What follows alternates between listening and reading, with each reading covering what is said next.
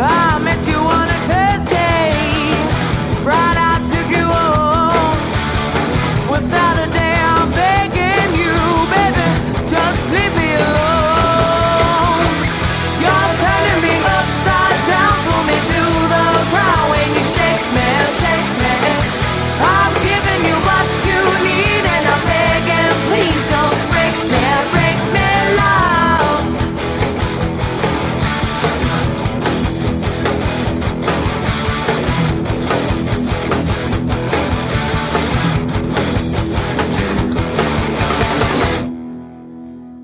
Ultima 4 was a landmark game and a real turning point in RPGs and gaming in general. If it seems like I'm being kinda hard on the stories for these games, I'm just making fun. Most games barely even attempted a story beyond a big evil somewhere you have to go quest for and kill.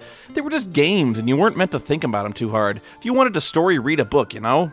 Actually, the early Ultimas did way more than most in fleshing out the world with cool maps and books written in its overly medieval dialogue. Ultima 4 took several bold steps in changing the way these games were played. There wasn't a big evil bad guy in this game. Your quest was simply one of enlightenment and self-mastery. Your moral choices, though fairly simplistic, had consequences, and the game held you to a higher ethical standard. Again, it seems primitive now, but for the first time an RPG was actually incorporating elements of role-playing. And really, it's far more intelligent here than I've seen in many other modern games, which boil most ethical dilemmas down to being the paragon of sweetness and sunshine, or being a petty baby-strangling maniac.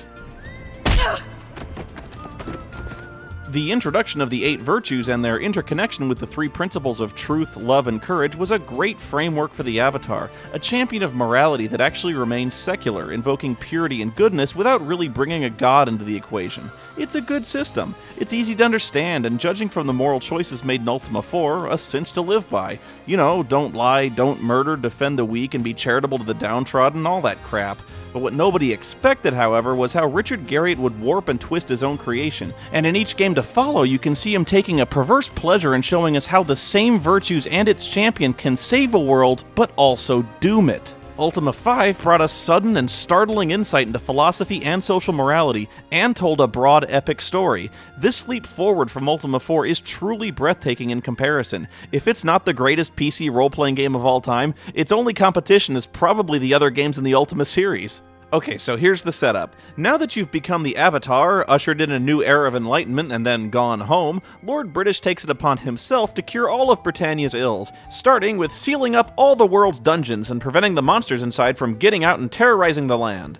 That done, he personally leads an expedition into the deepest, darkest, most evil hole in the world, the Stygian Abyss, in a quest to clean it out once and for all. But something goes wrong, and he and his entire party disappears. In the king's absence, his closest advisor, Lord Blackthorn, assumes the regency of the kingdom, and in a twist that revolutionized all of fantasy fiction forever, it turns out that Lord Blackthorn is evil! What? Oh, come on! There's no way anyone could have seen that coming. I mean, Lord Blackthorn, a fascist dictator? No! Next thing you'll tell me that Dr. Wily didn't really start making robots for the benefit of all mankind. What's the point of power if you don't abuse people? Okay, actually you learn it's not really Blackthorn's fault. He wasn't a bad guy, it's just that his mind was corrupted by the Nazgul, the Shadow Lords, which are 3 creatures of cowardice, hatred, and shame, born of the 3 shards of Mondane's Gem of Immortality. Man, geez, I knew we should have done something about that guy. Man, this Mondane guy, everything he ever touched is something that threatens all life on the planet. Even his skull can be used to just casually wipe out all life in the world. I even bet when this guy just takes a crap, it all just comes out in one big, long, black, steaming, life-eradicating log of evil. Mom! Dad! It's evil! Don't touch it! Anyway, the Shadow Lords have taken Lord British prisoner and corrupted Blackthorn's mind, and his understanding of the virtues.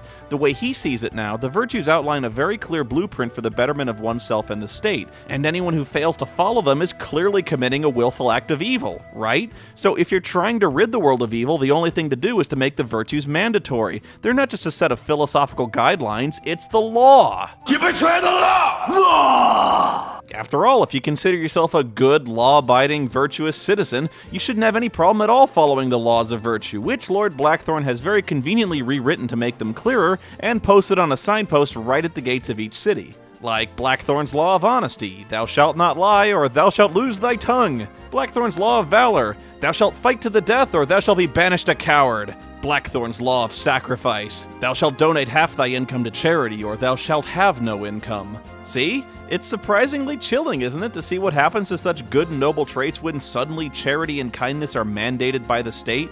Suddenly you find yourself being very careful about what you ask people in towns. A lot of people are fiercely loyal to Blackthorn's new regime and suspicious of people asking too many questions.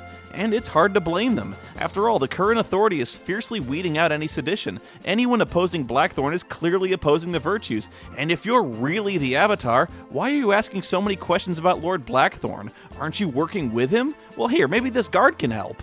I can't emphasize enough how cruel and oppressive the atmosphere is. You're an outlaw now, and most people actually believe what they hear from Big Brother, that you're an imposter avatar, and helping you is a death sentence. You don't know who your friends are anymore, and villagers honestly think they're doing the right thing by turning you in. For the first time in the series, the game tracks time between day and night, and city residents behave differently depending on what time it is, either working at their job or sleeping.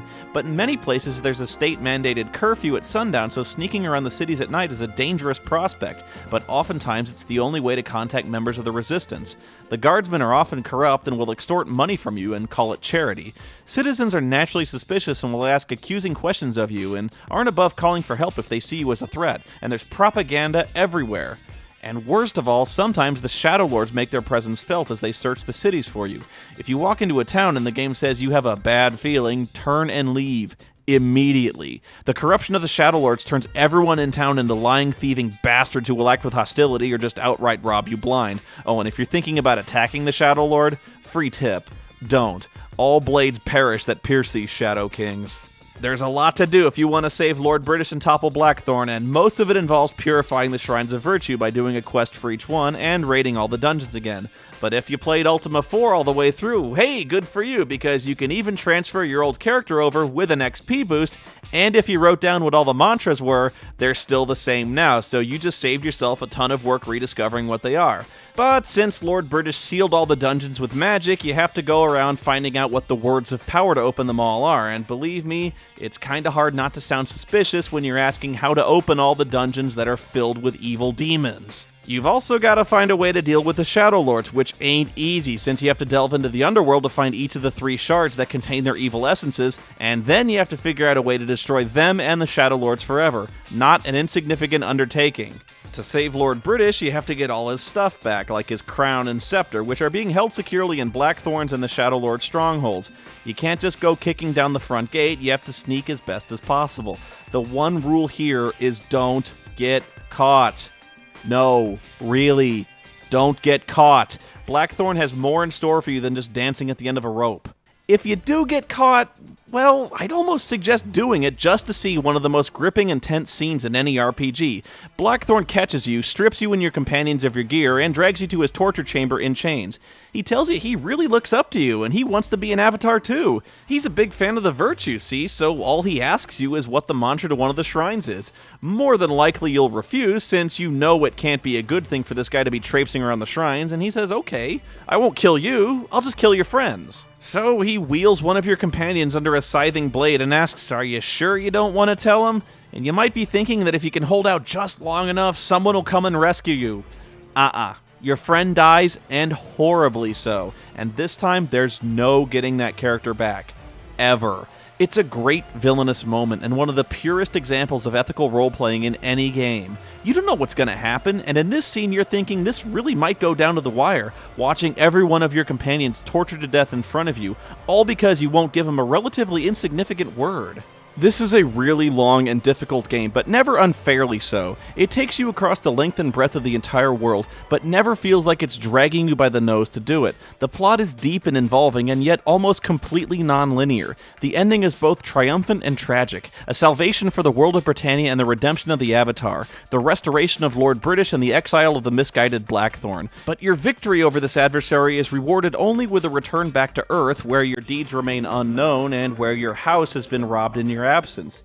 At first it seems like a slap in the face, but it's a call to action that Britannia isn't the only world that needs help, that the quest of the Avatar, enlightenment, isn't about reward and fame. Enlightenment is its own reward. But, I'd still hunt down the fucker who stole my big screen TV and Xbox. I mean, justice is a virtue after all. I am the law!